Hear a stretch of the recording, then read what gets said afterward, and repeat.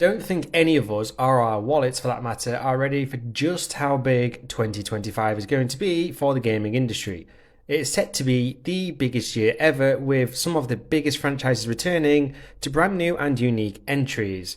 So here are some of the biggest games releasing in 2025, and this list only includes everything announced so far. So let's go ahead and get stuck in.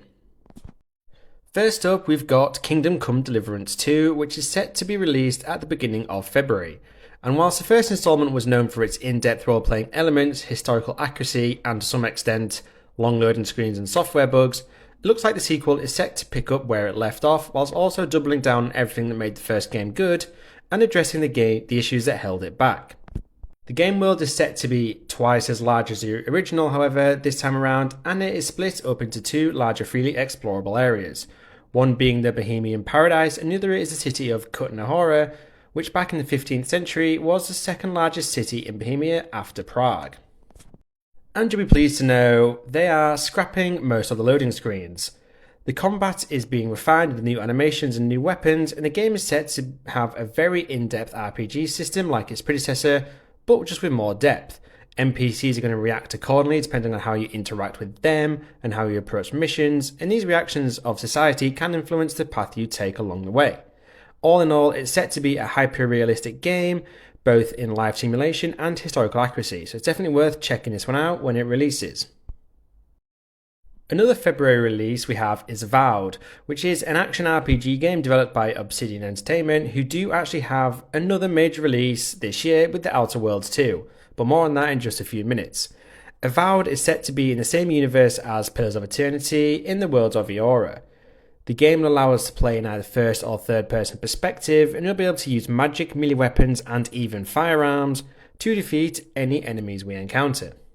The game is going to feature a variety of spells which can be used together with weapons to perform special combos, such as freezing an enemy and then shattering them with a sword or a gun. The story of Avowed revolves around the Living Lands, which is part of the world of Eora, and it will include a number of locations ranging from lush forests to arid rocky deserts, large caves, and valleys. Players are going to assume the control of an envoy who is assigned to the Living Lands to investigate a mysterious plague going on known as the Dream Scourge. Now, the game is not fully open world, but instead is going to consist of multiple large open zones for players to explore, similar to the recent Indiana Jones games, if you will. On their journey, players are going to interact with a whole host of NPCs which feature dialogue options which are going to reflect the tone the player wants to play. And some NPCs are going to be able to join us as companions, each of which has their own personalities and combat skills. Now, I can't talk about major games releasing in February this year without talking about Assassin's Creed Shadows. Now, Ubisoft have been having a pretty terrible time recently, and Assassin's Creed Shadows was originally scheduled for release in November of last year, but since then they've delayed it for further polishing, hopefully some bug fixing, and removal of the Season Pass, which will now be included for free for players who pre-order the game. And just a word of warning folks, I probably wouldn't pre-order the game because you need to see the state it is when it comes out. But controversies aside, Assassin's Creed Shadows is being developed by Ubisoft Quebec, who have previously developed Assassin's Creed Odyssey, which in my opinion was a great game, and Assassin's Creed Syndicate, which was pretty good as well. Shadows is going to be set in feudal Japan, starting around the year 1579 in an era which marks the end of the Sengoku period, which was a time of intense civil war in Japan. Now, much like the early Assassin's Creed games, Shadow is going to have more of a focus on stealth this time around, with players being allowed to interact more with their environments, to sneak around, so things like turning off lights, breaking props through distractions, and all that sort of stuff. There will be a new grappling hook to enhance parkour and traversal, and for the first time in an Assassin's Creed game, players are able to crawl around on the ground in the prone position. And for the first time since I think it was Syndicate, we're going to have two protagonists, and players will have the ability to switch between characters as they progress throughout the story. Now, both these characters have totally different playstyles, and the game is going to give you the freedom to choose which one you take control of for each mission, depending on which character is better suited to it. And finally, Shadows is removing the ability to scope out an area and tag all the enemies using your pet eagle, like you could see in Odyssey, Origins and Valhalla. And instead, It's going to see a return of Eagle Vision, which can detect enemies beyond obstacles like walls, but can also isolate the sounds that they are making. And the game world itself is set to be a similar size to that of Assassin's Creed Origins, so that's pretty damn big for an Assassin's Creed game. And you're going to be able to see different seasons as the story progresses, which is going to affect gameplay. So we're talking about things like frozen water in winter and long grass to sneak in springtime. The penultimate February release this year, yes there are more of them, is Sid Meier's Civilization 7, which is being developed by Firaxis Games and published by 2K. This is the first new installment in the series for around about 8 years, and this time around the game has 3 distinct ages, each with their very own exclusive set of historic civilizations you can choose from as you evolve your empire. And when transitioning between each of the 3 ages, players must change civilizations at the end of one age and the beginning of another, and at the end of each era, players are going to face a crisis event which will bring significant drawbacks to the subsequent era. The Civilization 7 is also going to allow players to select leaders and civilizations independently, which can allow for a greater degree of strategic flexibility, but some civilizations favour leaders with certain attributes, so you need to be sure you're making the right decision. We're also going to be able to use various units, both military and civilian, to explore the map, grow our civilizations through additional cities, cultures and technology. And we're also given the freedom to choose whether to go down a path of total military domination, oh yeah, or you could opt for a more peaceful approach, if that's more up your street. Yes, this is yet another February release. It's a very busy month this year, but this is the final one and we're finishing off with a monster game. Literally, it's Monster Hunter Wilds. And this is a successor for Monster Hunter World, which came out back in 2018. I don't really think this game needs much of an introduction, so let me tell you what's new or improved in comparison to its predecessor. Monster Hunter Wilds features multiple biomes, each with a large open world which players can freely explore.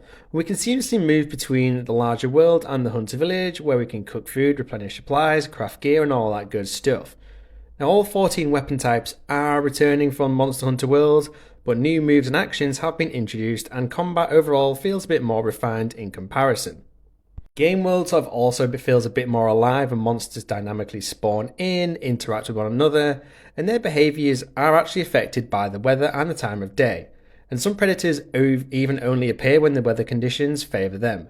Now all in all, Monster Hunter Wilds looks to be bags of fun, and it's a great way to round off February of this year. Now, moving on out of February, finally, we have Borderlands 4, which is the 5th entry in the main series. And as from the trailer, you can tell the art style is pretty much the same as the other ones, with a few enhancements, bringing it up to date in 2025. Now, this time around, the game takes place on the planet Kairos, and one of the main pieces of information that struck out to me was the entire game world is seamless, and there are going to be no loading screens at all as players explore new areas.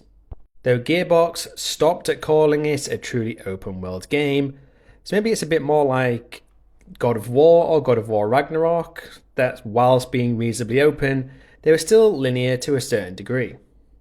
But along with that, there are going to be new vehicles, new traversal tools such as a grappling hook, and new Vault Hunters, each with their own unique moves and whatnot.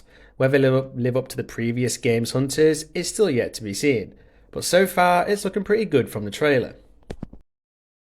Moving on to a prequel, next up we have Gears of War E-Day, which is set to be set 14 years before the events of the first Gears of War game.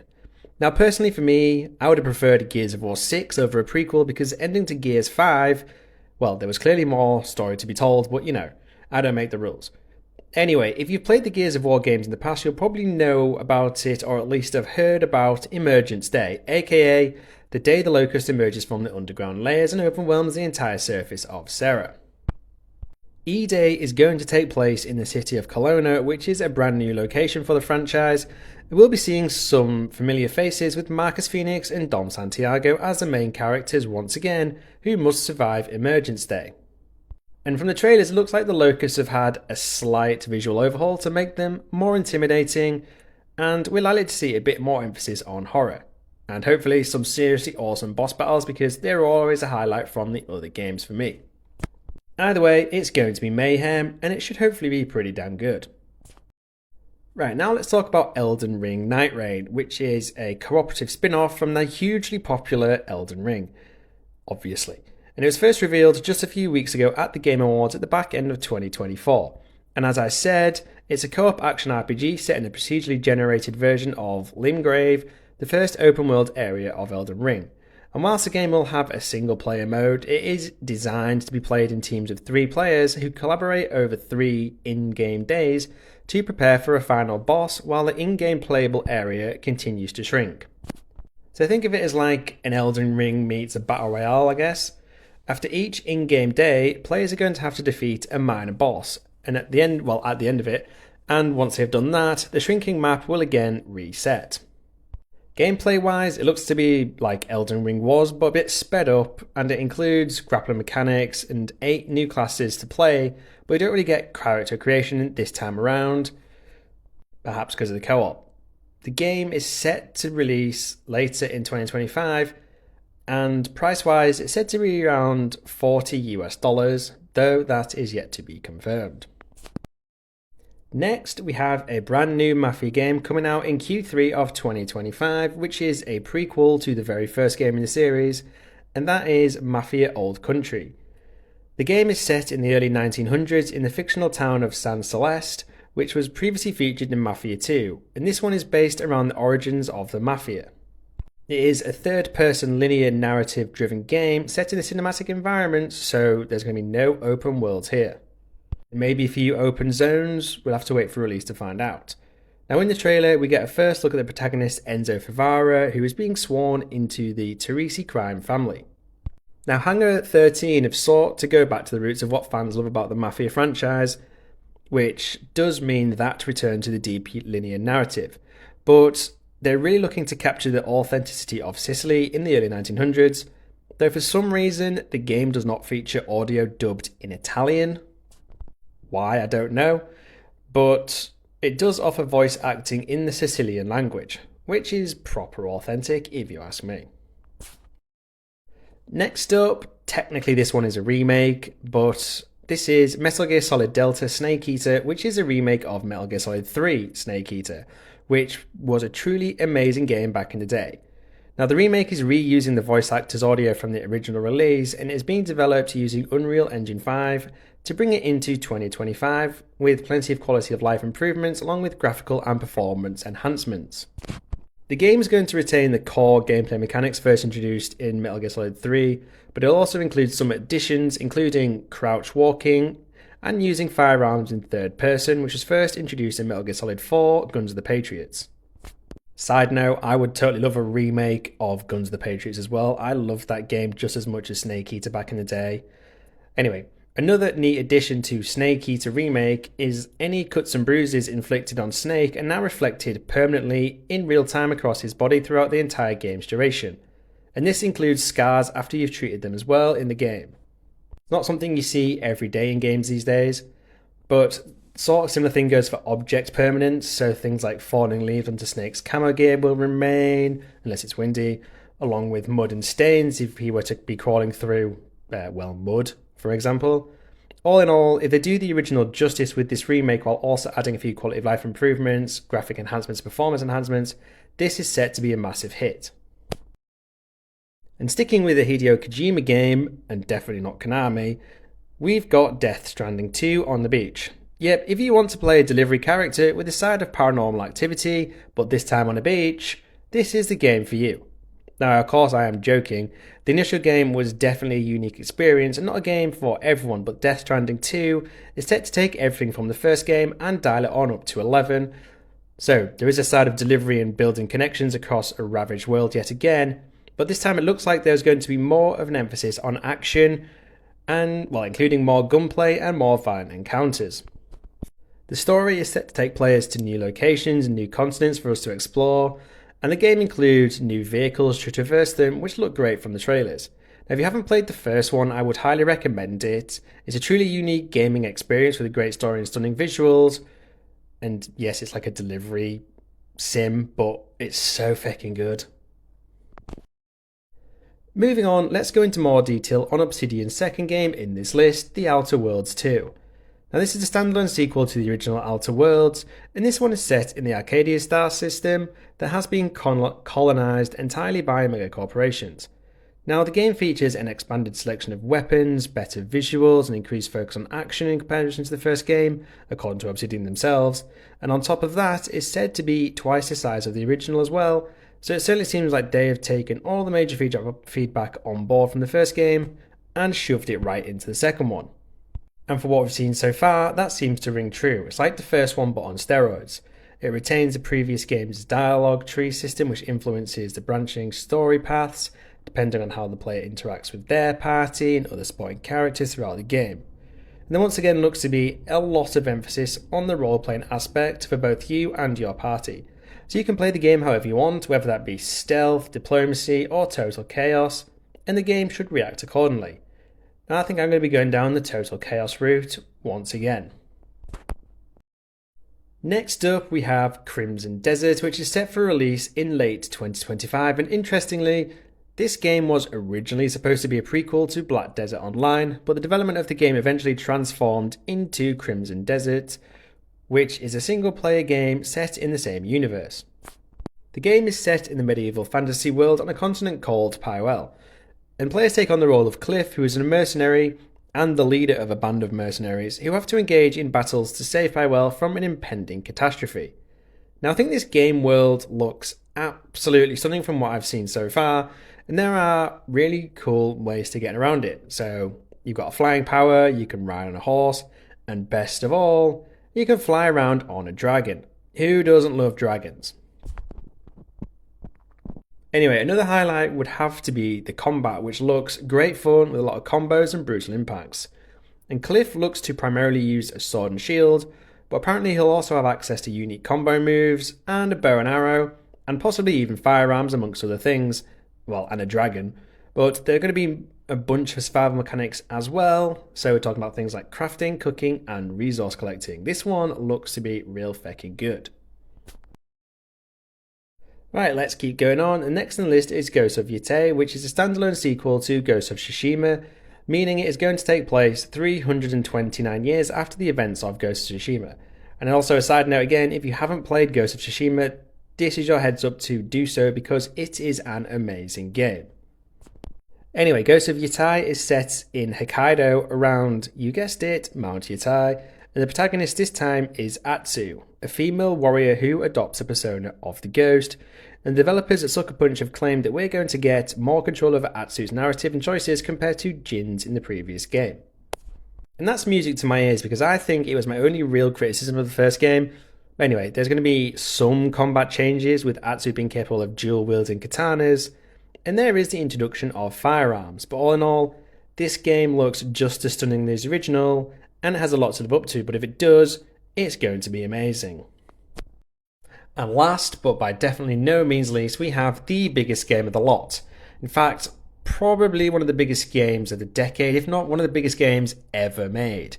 And that is, of course, Grand Theft Auto 6.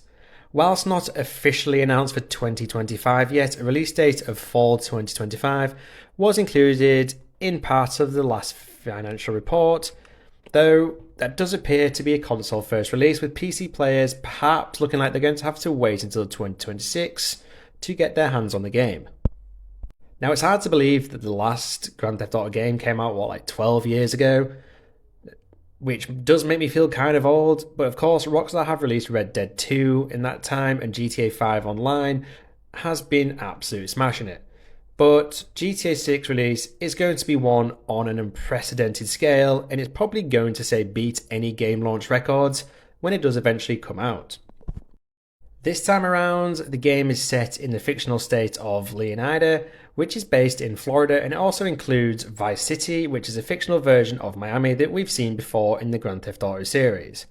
And it seems the game world is going to be significantly larger than that of Grand Theft Auto 5. The story is going to follow the criminal duo of Lucia, who was the first female protagonist in the series for over 20 years, and her male partner, who we don't fully know the name of yet, but I've heard Jason being flying around. But from the trailer, you can see that Rockstar have incorporated memes and social media quite extensively. So it'd be interesting to see just how these fit into the game and how in depth they go with it. But one thing is for sure. By the looks of it from the trailer, Grand Theft Auto 6 is going to be incredibly dense with content and NPCs. There's so many places to visit and interact with and so many things to do. It looks like it is going to be dialing everything up to 11, and I for one cannot wait for it to come out. And there is a list of some of the biggest games releasing in 2025. Now obviously this list doesn't include games that we don't yet have a release date for, or games on a similar scale, but I would love to know which one of these games you're looking forward to the most. And if there is a game that you're looking forward to the most this year that isn't in this list, leave a comment letting us know what that is.